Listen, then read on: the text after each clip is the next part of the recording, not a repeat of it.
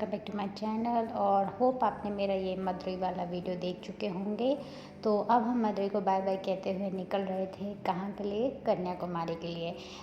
आपको मैं अपनी कन्याकुमारी की जर्नी दिखाती हूँ, वहाँ हमने क्या क्या देखा और क्या नहीं देखा। अभी मेरा मदुरई की वजह से सेकंड पार्ट बचा है गाइस, तो मैं आपको ज़रूर दिखाऊँगी।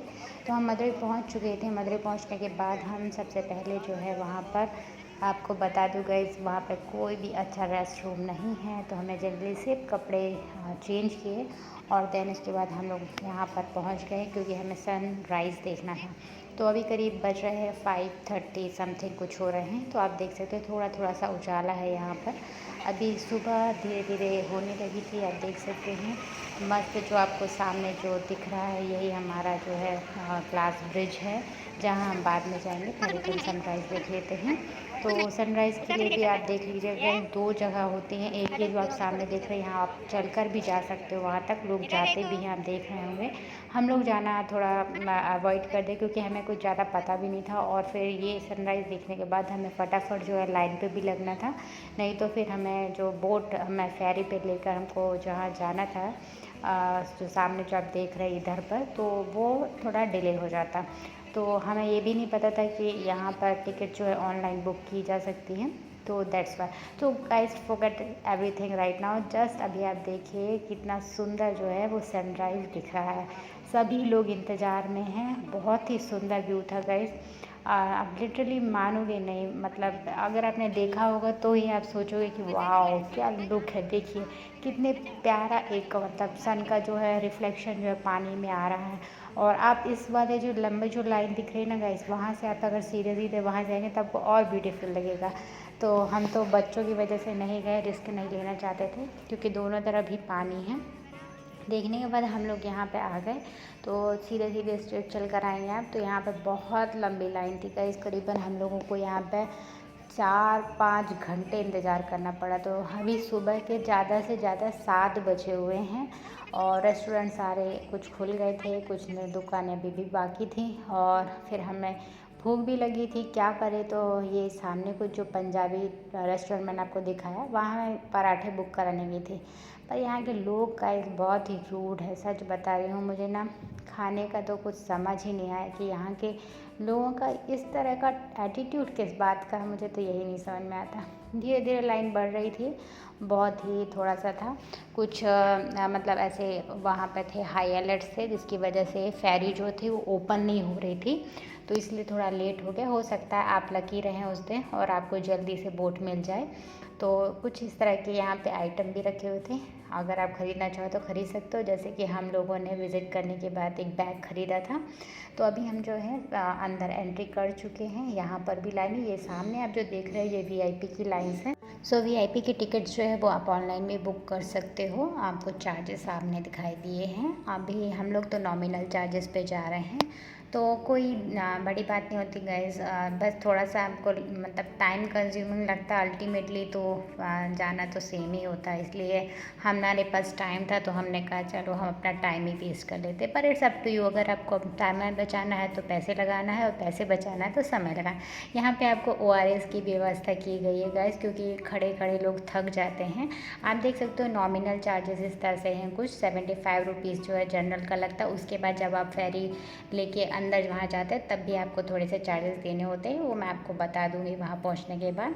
तो आप देख सकते हैं व्यवस्था की गई। हम सब नींद में थे क्योंकि सुबह हम लोग ट्रेन में से आए और फिर डायरेक्टली यहाँ आ गए और इसके बाद चलते चलते भी थक गए थे, यार भी बहुत ज़्यादा थक गए थे। अब फाइनली हम लोग जो है पहुँचने वाले हैं। अब फेरी के लिए भी यहाँ पे थोड़ी सी लाइनें थी, देख सकते हो कि यहाँ पे करीबन 2 से 3 फेरी होती हैं, जो एक एक करके एक जाती एक आती एक आती एक जाती, इस तरह से है। यहाँ पे मेंस और वुमेंस की भी लाइन को सेपरेट कर देते हैं।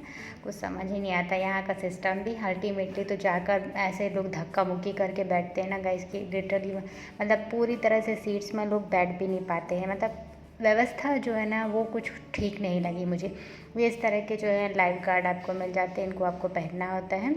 और इनकी भी कुछ क्वालिटी जो है बहुत ही गिर चुकी है, मतलब इनको चेंज करने की ज़रूरत आ चुकी है।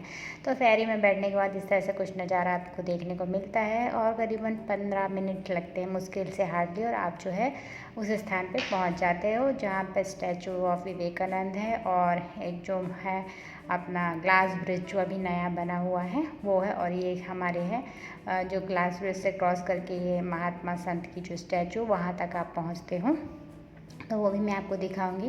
धीरे धीरे हमारी फेरी चल रही थी, लगता है ऐसा कि धीरे चल रही है पर वो बहुत तेज़ चलती है गाइस, है ना।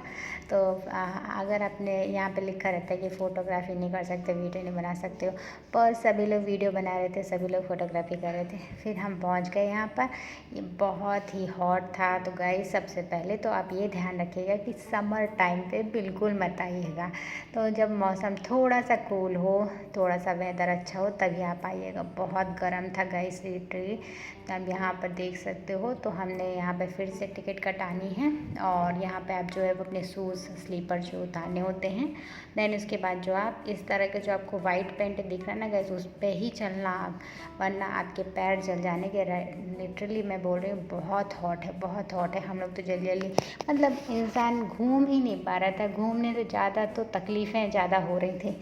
तो कुछ इस तरह का नज़ारा था, तो हम तो थोड़ा परेशान हो गए। फिर धीरे धीरे हमने हिट एंड ट्रायल किया और हमको पता चला कि ये जो वाइट कलर की स्ट्रिप्स बनी हुई हैं, इन पे अगर आप पैर रखोगे तो उतना जलन नहीं करता है।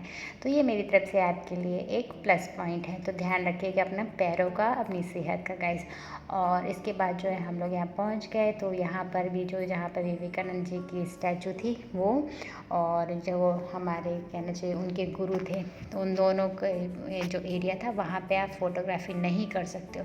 तो मैंने बहुत चोरी से बनाया गाइस। तो आप मतलब ऐसे धीरे धीरे मैंने बना लिए थे, तो इसलिए कुछ ज़्यादा खास दिख नहीं रही है। तो ध्यान रखिएगा, आप मेरी तरह गलती बिल्कुल मत कीजिएगा। तो ये देख लीजिए ये एरिया। इसके बाद हम लोग थोड़ा बाहर निकले, फिर समुद्र था, बहुत सुंदर नज़ारा था, बहुत अच्छा था, बस थोड़ी गर्मी थी। और इसके बाद आपको मैं सबसे अच्छा ब्यूटीफुल चीज़ दिखाती हूँ। ये देखिए कितना सुंदर ओसीन, और मतलब कहना चाहिए ब्लू हमारे वो था बादल, और फिर डार्क और फिर लाइट इस तरह से। और ये जो था देख सकते हो, ये सन का जो है एक कैलकुलेशन बना हुआ था, और इस तरह से उसकी दिशा पता कर सकते हैं, इस तरह का यहाँ पर था।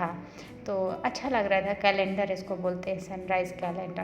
तो नज़ारा बहुत सुंदर था, और इतनी आवाज़ें आ रही थी समुद्र की कि पूछो मत। मतलब मंत्र मुग्ध कर देने वाला था। बस अगर थोड़ी गर्मी कम हो जाती तो और मज़ा आ जाता। यहाँ पर लाइब्रेरी भी है, आप बुक्स पढ़ सकते हैं, देख सकते हैं कौन कौन सी बुक्स हैं।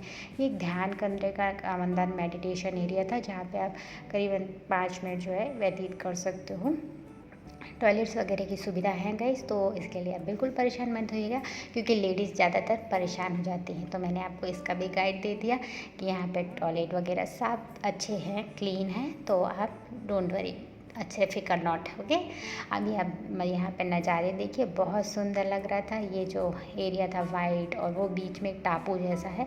लोग मतलब बोट से वहाँ जाते हैं टापू के वहाँ पर, बट इट्स डिपेंड ऑन कि किस तरह का यहाँ पर मतलब है। पहले से हाई अलर्ट तो नहीं है, क्योंकि कई बार बहुत ज़्यादा मतलब टाइड्स वगैरह आने के चांसेस होते हैं। तो ये सारी चीज़ें तो प्रिडिक्शन पहले से हो जाता है। अब हम लोग की तैयारी हो रही गाइस, हम ग्लास ब्रिज पे चलने वाले हैं।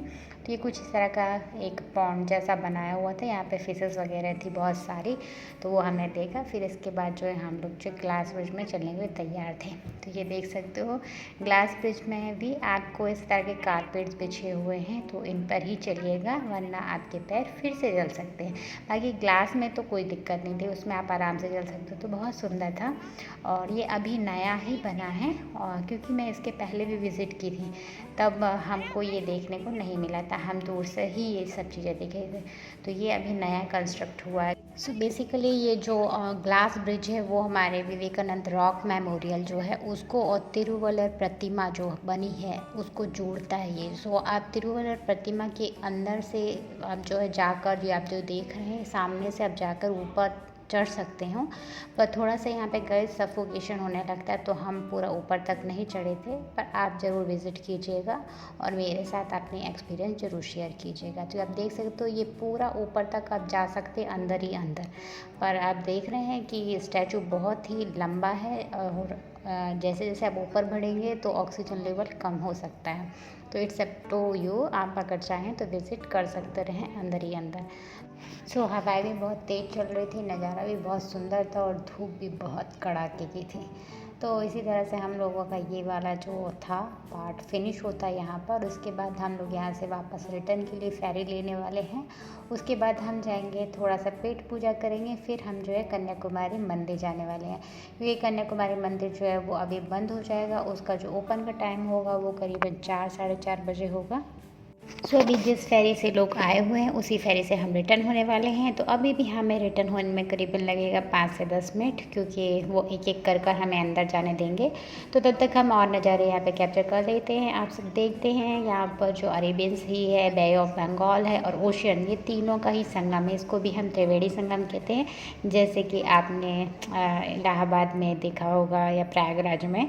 सो लाइक दिस यहाँ पर भी रहता है। तो आप मुझे कमेंट करके बताइए कौन सा जो है वो ज़्यादा उछल कूद कर रहा है, कौन सा ओशियन और कौन सा ओशियन जो है वो कुछ शांत है।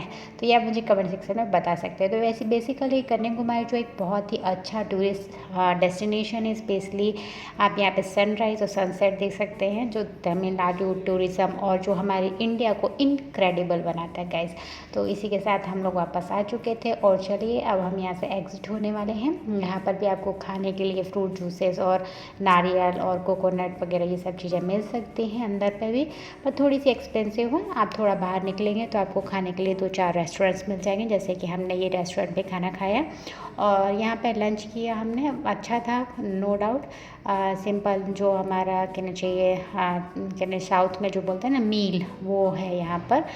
डोसा इडली तो आपको हर जगह मिल ही जाती है। यहाँ पर आपको अगर आप नॉर्थ इंडियन है तो थोड़ा सा आपको पंजाबी टाइप स्टाइल में कुछ दे देंगे खाने के लिए वो। तो हमने यहाँ पे डोसा ऑर्डर किया, मैंने जो है सिंपल जो है मील ऑर्डर किया और मेरी सिस्टर ने जो है वो नॉर्थ इंडियन स्टाइल में पंजाबी जो है उसको स्पेशल को उसने लिया। तो यहाँ हमने खाना फिनिश किया। देन उसके बाद जो है हम जाएंगे थोड़ा सा विज़िट करने के लिए कन्याकुमारी टेम्पल और उसी के साथ यहाँ पे एक गांधी मेमोरियल भी है, वो भी है जो वहाँ पर, वो भी आप विज़िट कर सकते हो। और 2-4 साइट सीन है वो भी आप देख सकते हैं, बिल्कुल वॉकिंग डिस्टेंस पे है। इसके पीछे ही साइड में है रेस्टोरेंट के। तो रेस्टोरेंट में हम खाना खाने के बाद यहाँ से निकल जाते हैं। तो बाहर निकलते ही हम आपको नज़ारा दिखाते हैं कैसा है।